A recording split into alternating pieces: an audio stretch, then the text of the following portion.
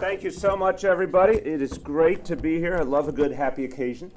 And this, to me, is, I want to thank the Dean because this really is a moment that strikes me in the heart because it's so much about the sense of mission that we feel in our administration and so many people feel here in New York City. And I want to thank you because this is a place where generations of really talented, committed people have been trained to create a productive, positive relationship between labor and management to move us all forward.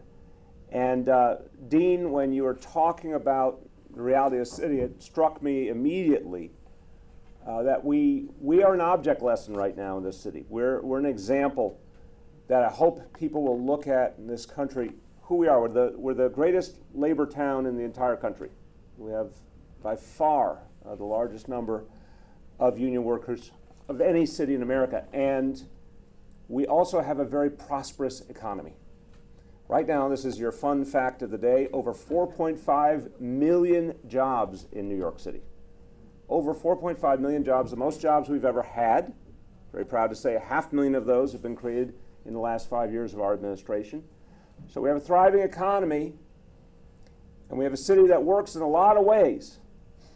And it's also thoroughly a union town, which is a reminder that when you hear some of the stereotyping out there, suggesting that somehow a unionized workforce is not going to lead to positive shared outcomes for everyone, come here and look at New York City would be my answer. Look at what's being achieved here every day. Look at that history that has led up to this moment. Look at our city government, which is functioning, and look at it in its historical perspective. With each year, with each decade, we have gotten stronger and stronger, more and more effective with an across-the-board unionized workforce. So we really prove what is virtuous about a society where more and more people are unionized, what it means. I always say every additional person who becomes unionized, that means that their family has some real guarantees in terms of their health, in terms of their livelihood, and that is good for the whole society. And it's good morally, but I will also argue it's always good for the taxpayers, because a family that's not going to fall through the cracks and need the help of government. So this is a message I hope we all can spread, and it's a country right now obviously going through a lot, our nation, a lot of discussions about what our future direction is. We have something positive to show right here. Dean Colvin, thank you for your leadership. Thank you for the great work you do. You also have a title near and dear to my heart, the Martin F. Scheinman Professor of Conflict Resolution. Marty Scheinman knows a lot about conflict resolution. I feel like, first of all, his physical stature is such that he could physically hold the parties apart if need be, which is very helpful. He could use colorful language to intimidate them from having further conflict. But you've done something right in life to have that title. Marty, I have to say, I've known him for years and years. What he's done in the last 5 years, he's been absolutely central to the achievements that we've been so blessed to have in terms of bringing together our workforce with the management of our city government in some real common cause. And he's done that time and again. He's done that in situations where people got along more, and he's done that in situations where people got along less. But the common thread was always creativity, helping everyone to keep talking, helping everyone to look for different options, helping everyone to see their common interests, even when sometimes the two parties denied they existed. He was the one who could help people find their way. And also, and this is crucial,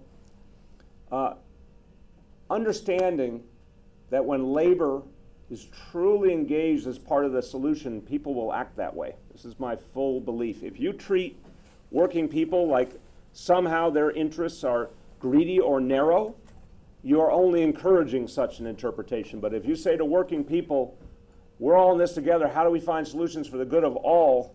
People rise to that mission. We certainly have seen that with our Municipal Labor Council and their focus on healthcare savings.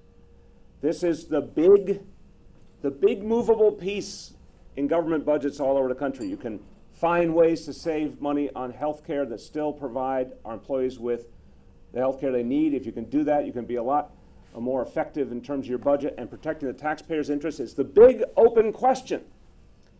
Marty Scheinman worked with the unions of this city, lots of different unions, to say this should be our common cause.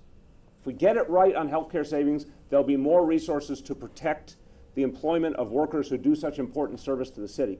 And if we get it wrong on health care savings, a lot of what we value may not be there in the future. And people heard that, and they acted on that. So congratulations on carrying his name around with you wherever you go. And I also want to take a quick moment, special thank you to an outstanding member of my administration who is regarded nationally as one of the great advocates for people with disabilities and does every day amazing things to make real changes that improve people's lives. Commissioner Victor Calise, thank you so much.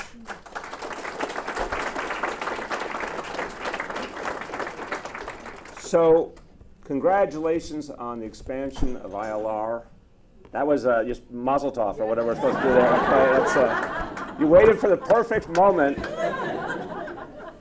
We had it all worked out. The minute I said congratulations, break a glass. So, the expansion ILR to me means more and more people who can do this work and help us frame a different kind of future. And I want to say something possibly controversial, which is the future of labor relations is not set yet. You know, the notion, which a lot of us who believe in labor have watched some really tough moments in recent years and some real tangible setbacks for labor. But that is not where the story ends, in my view.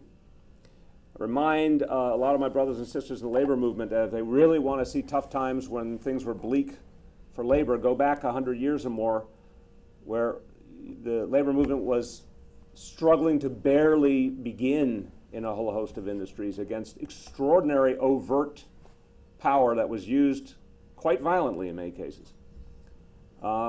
You know, today's reality is 1,000 times more open, notwithstanding the many, many challenges. So I don't think the history is written yet.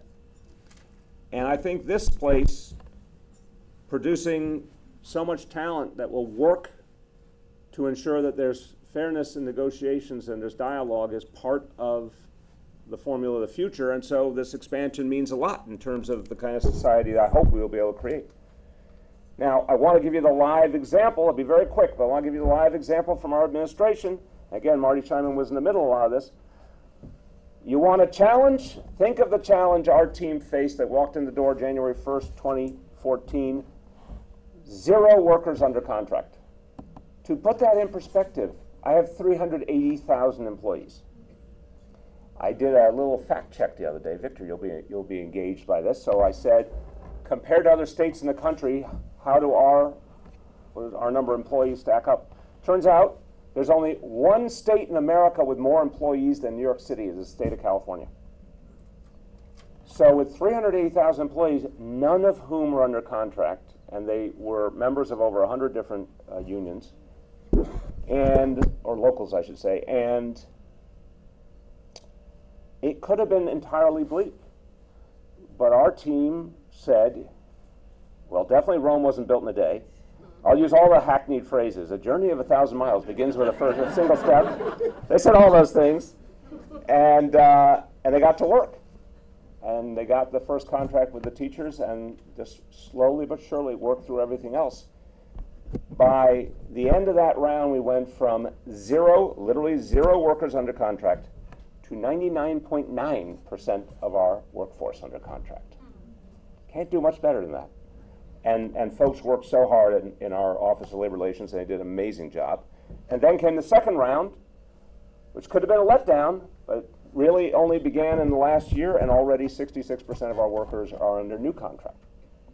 Because we created an atmosphere of respect and dialogue and mutual destiny.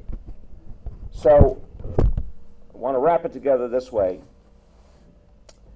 I mentioned that I don't think the future's written yet. The notion that the labor movement only can decline, I think, is an absolute misunderstanding. And look at what happened after the Janus case. I've talked to some of the most prominent labor leaders in America about this. The Janus case was supposed to be the death knell. It was supposed to lead to an immediate decline in the number of public sector employees who were unionized. I spoke to a major public sector union leader a few weeks back who told me, as a result of a number of developments simultaneously, that their national membership had actually gone up since the Janus case, because unions are continuing to organize. Because some people who were not unionized, when they suddenly saw that those benefits were threatened, they wanted to be unionized. It's not had the exact reverse effect, but it has had the effect of waking a lot of people up to the value of being a member of a union. And bluntly, it has said to the labor movement that it was time to examine their practices and figure out how to be most relevant and most effective with workers and bring them back to the meaning, the original meaning of why workers banded together in common interest. So this ball game is quite live. There's a lot to happen up ahead. And we here are trying to keep, in this city, trying to keep pushing that spectrum to show that there can be more and more for working people, not less and less. We announced just last month a program to guarantee health care for all New Yorkers who don't have insurance.